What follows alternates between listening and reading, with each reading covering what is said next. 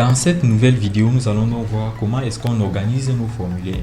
Comment est-ce que l'on fait pour indiquer à l'utilisateur précisément que dans un champ texte, il doit taper le nom, dans un autre, il doit taper plutôt son email.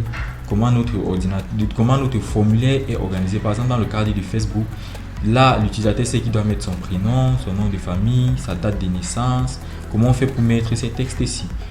Alors, pour ce faire, nous allons adopter une structure simple. Nous allons déjà diviser nos champs de nos formulaires dans une div. Div, on a dit, c'est la balise qui permet de séparer du contenu, c'est un séparateur de contenu. On va donc utiliser div pour séparer les différentes parties de notre formulaire. Et dans chaque partie, on aura, ou pas, c'est pas obligé, mais on aura un label qui permettra d'indiquer à quoi c'est le champ input qui va suivre. Le label, en quelque sorte, c'est l'indicateur pour le champ input. Un label prend en paramètre, en attribut, un attribut qu'on appelle attribut for. Dans l'attribut for, on passe une valeur qui est donc l'ID du champ en question.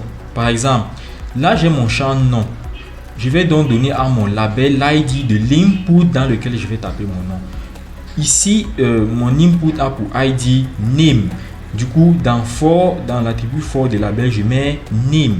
Comme ça, il va venir se référer à ce champ input là par l'ID.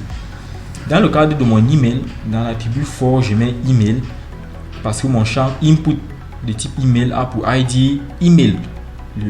Cet attribut for va donc venir se référer à l'ID email qui est ici. À noter que dans une page web, dans une même page web, on ne peut pas avoir deux éléments qui ont le même ID. Donc, je ne pourrais pas avoir un autre input qui a pour ID encore name. Cela ne marcherait pas. Contrairement à la balise name qui peut être utilisée sur plusieurs endroits, la balise ID ne peut pas. Voyons donc un exemple. Je crée ma div qui va permettre de séparer mon contenu. À l'intérieur, je mets mon label. Ici, label, je mets entrée votre nom pour signaler à l'utilisateur que là, il doit entrer son nom. Je pars à la ligne, je mets un input de type texte, vu que le nom c'est du texte, input de type texte. Et pour que cet input puisse se connecter à ce label là, je vais lui donner un ID. ID qui sera le même que je vais mettre ici. Je vais dire l'ID ici c'est quoi? Nom. On met les ID non pas d'espace. Donc si je voulais dire nom de l'utilisateur, donc non user, je n'allais pas écrire non user comme ceci, mais je pourrais utiliser un tiret par exemple.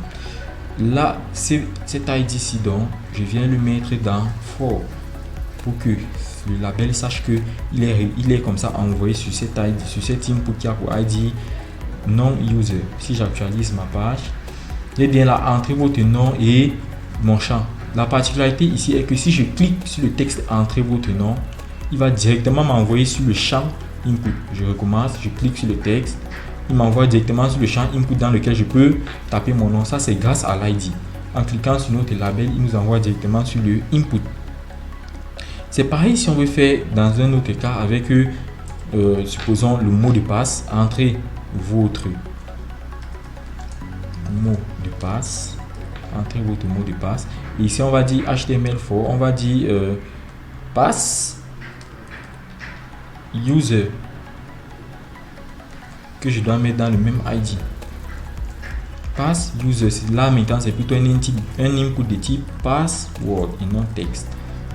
Si je reviens dans mon navigateur, j'actualise, j'ai entré votre mot de passe. Si je clique sur le texte, je peux bien entrer un mot de passe. C'est dans cet ordre-là donc on va organiser notre formulaire. Dans le cas de Facebook, on pourrait dire que ça, c'est notre premier bloc dans sa div, deuxième bloc, troisième bloc, quatrième bloc, cinquième bloc pour la date de naissance, sixième bloc pour le jar et septième, huitième bloc pour les messages, neuvième bloc pour le bouton. C'est ainsi qu'on organisera donc en blocs séparés dans des divs.